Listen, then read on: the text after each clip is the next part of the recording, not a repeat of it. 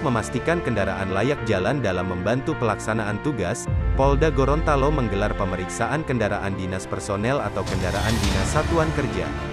Dalam pemeriksaan ini Wakapolda Gorontalo Brigjen Pol Puji Prasetyanto Hadi turun langsung dalam pemeriksaan tersebut bersama pejabat utama Polda Gorontalo, Selasa tanggal 17 Mei tahun 2022.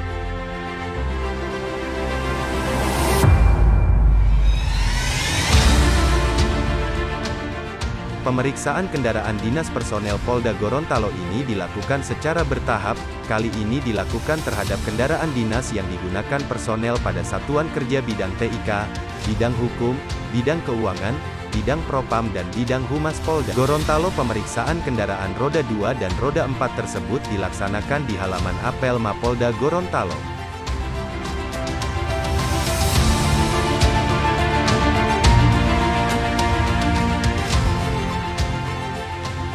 Pemeriksaan ini berupa data atau jumlah dan faktor kelayakan kendaraan, sehingga nantinya dapat diantisipasi agar tidak terjadi masalah ketika dipakai saat menjalankan tugas.